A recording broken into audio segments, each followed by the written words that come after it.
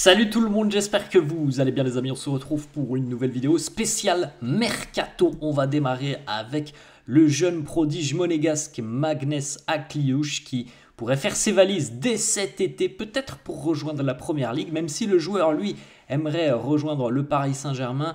Les discussions sont assez compliquées avec le PSG et puis à l'heure actuelle pas sûr que le Paris Saint-Germain soit véritablement engagé dans le mercato avec l'approche de la finale de la Coupe de France, mais surtout de la finale de la Ligue des Champions. Je ne suis pas sûr que le PSG soit véritablement engagé à l'heure actuelle et ça permet à d'autres clubs de prendre de l'avance, comme notamment Liverpool qui a démarré des discussions avec les représentants du joueur. C'est un super profil, très très à l'aise techniquement, Magnès Akliouche, qui a fait une très belle saison en Ligue 1.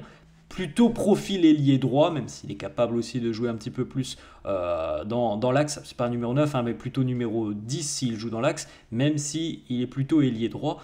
Et Akliouche a été quand même auteur cette saison de 5 buts et 10 passes D. Très bon, très fin techniquement, avec une superbe vision du jeu. Il a franchement les aptitudes pour aller jouer beaucoup plus haut.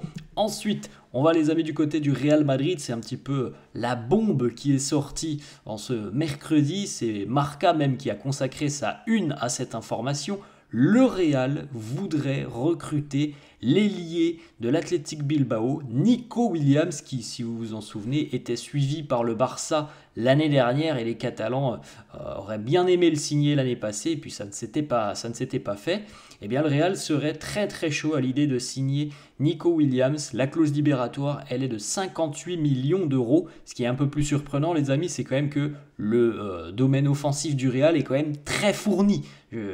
Quand on pense qu'il y a des joueurs comme Mbappé, Vini, Rodrigo, Arda Güler, Brahim Diaz, j'en passe encore peut-être et des meilleurs, on a quand même du mal à comprendre pourquoi le Real irait chercher Nico Williams, qui est un très bon joueur, hein, il n'y a pas de doute là-dessus, mais c'est quand même assez dingue de se dire que le Real va peut-être de nouveau aller rechercher un ailier qui puisait plutôt ailier gauche, parce que Nico Williams a quand même plutôt l'habitude de jouer à gauche, même s'il faut le dire aussi, il évolue parfois à droite. C'est quand même assez fou de se dire que le Real va peut-être de nouveau aller chercher un ailier.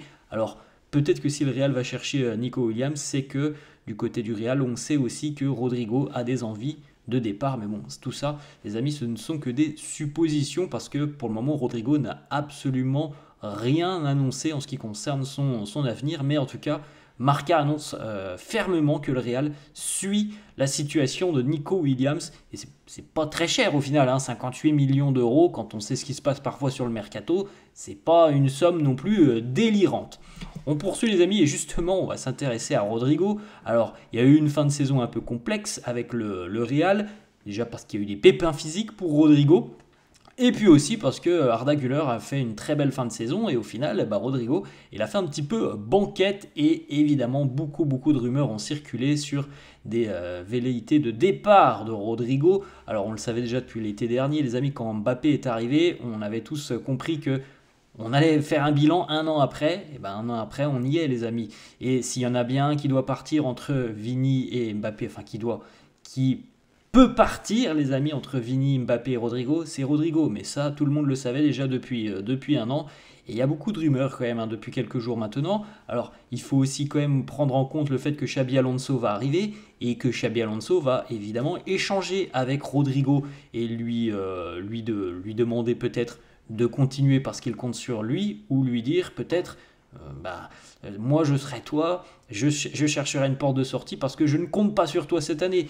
Voilà, tout ça va dépendre aussi des discussions avec Xabi Alonso. En tout cas, il y a déjà des clubs qui se sont manifestés pour Rodrigo, et notamment beaucoup de clubs en Première Ligue, parce qu'on sait déjà que ça coûtera très cher. S'il y a un club qui veut véritablement acheter Rodrigo, ça sera pas loin des 100 millions d'euros, peut-être même un peu plus.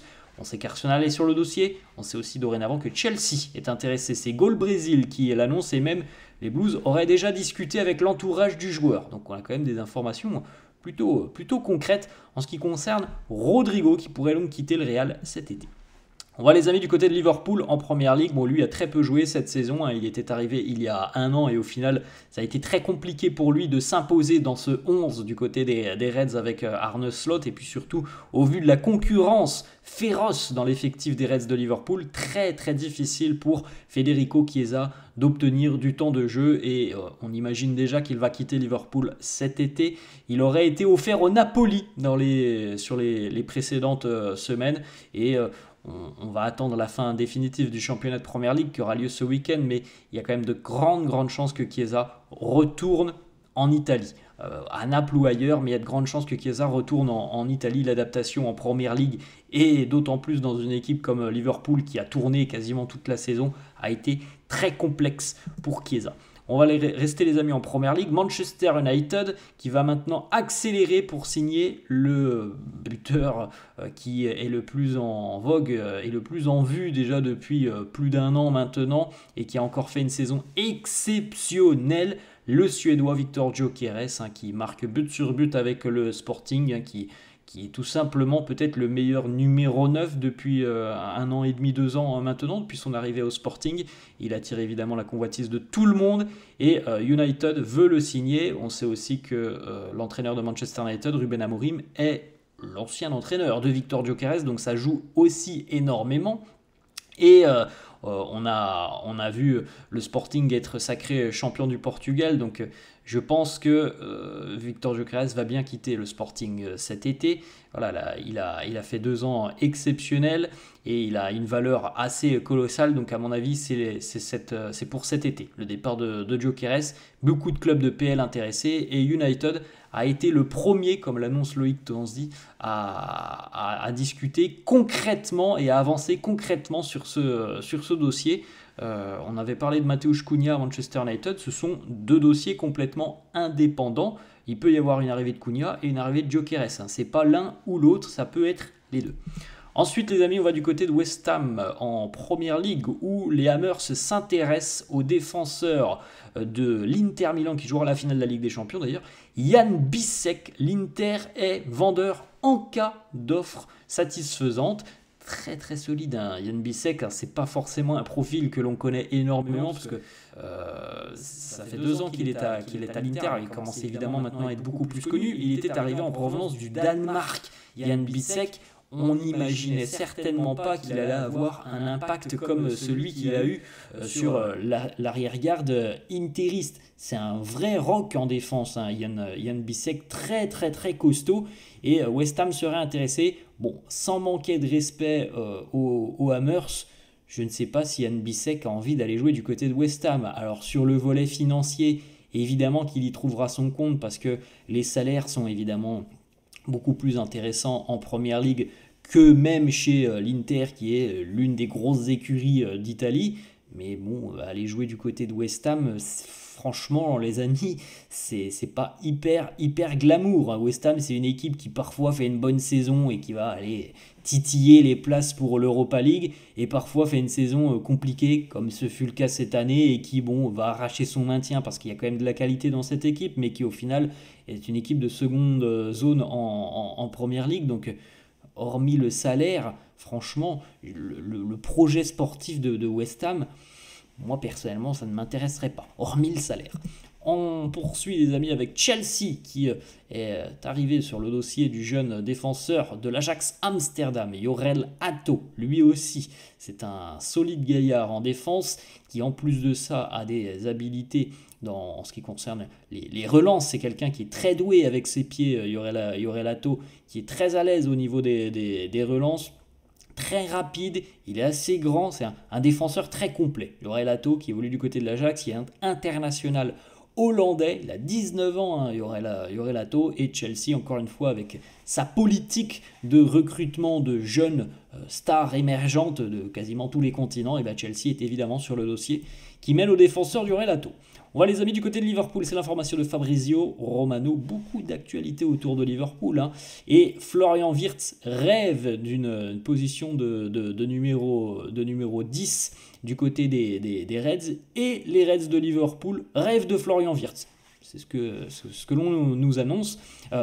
Florian Wirtz est le rêve de Liverpool. C'est plutôt dans ce sens-là. Florian Wirtz n'a jamais donné son accord aux Reds. Mais en revanche, ce qu'on peut dire, c'est que Florian Wirtz écoute attentivement les offres de Liverpool. Selon Fabrizio Romano, 150 millions d'euros, ça ne serait pas un problème pour Liverpool, qui serait prêt à poser les 150 millions d'euros demandés par Leverkusen. Bon, c'est entre 130 et 150 millions d'euros, mais ça ne serait pas un problème pour les Reds, donc ça c'est quand même une information importante. On a une équipe qui est prête à poser la somme demandée par Leverkusen. Du côté du Bayern, on reste confiant au vu de la signature de Florian Wirtz, mais le joueur, lui, écoute toutes les propositions, y compris celles de Liverpool. On peut dire depuis à peu près 24 heures maintenant que Manchester City s'est visiblement retiré du dossier qui mène à Florian Wirtz. Et on verra, ça devrait quand même se décanter d'ici une grosse quinzaine de jours, je pense, avec Florian Wirtz. On va les amis du côté de Porto, où le FC Porto fait partie des équipes intéressées par le milieu de terrain espagnol Gabri Veiga, qui évolue en Arabie Saoudite depuis 2 ans maintenant. Il avait quitté le Celta Vigo à l'âge de 20 ans.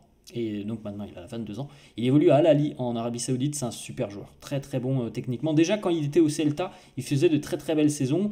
Il marque un petit peu, il marque 4-5 buts par saison. Et il va délivrer aussi 5, 6, 7 passes D par saison. C'est un milieu de terrain très complet, très à l'aise, balle au pied, superbe vision du jeu.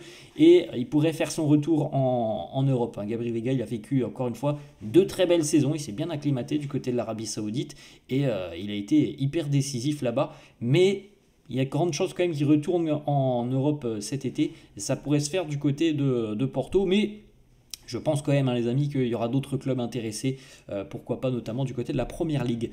Ensuite, le frère de Jude Bellingham, Jobe Bellingham, qui va jouer d'ailleurs une finale d'accession à la Première Ligue ce week-end avec son équipe de Sunderland. Puisque Sunderland va affronter Sheffield ce week-end à Wembley devant 90 000 spectateurs.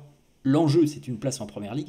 Jobe Bellingham, lui, pourrait peut-être ne plus jouer en Angleterre l'année prochaine, que ce soit en Championship ou en Première Ligue, puisque le Borussia Dortmund est très très intéressé par le jeune frère de Bellingham, et Dortmund est même passé numéro 1 par contre par rapport à Francfort qui aussi s'était immiscé dans le dossier depuis quelques jours. Dortmund est numéro 1 et le Borussia en fait l'une de ses priorités, notamment pour disputer la Coupe du Monde des clubs. On peut imaginer que la semaine prochaine, il y aura beaucoup plus de discussions après justement cette fameuse finale. C'est un milieu de terrain assez complet, là aussi, Jobe Bellingham, et il a encore une marge de progression puisqu'il n'a que 19 ans. Voilà les amis, la fin de cette vidéo, j'espère que ça vous a plu. N'hésitez pas comme d'habitude de lâcher un petit pouce bleu. Merci à tous ceux qui le feront, n'hésitez pas à vous abonner à la chaîne, je vous souhaite une très bonne journée et je vous dis à la prochaine.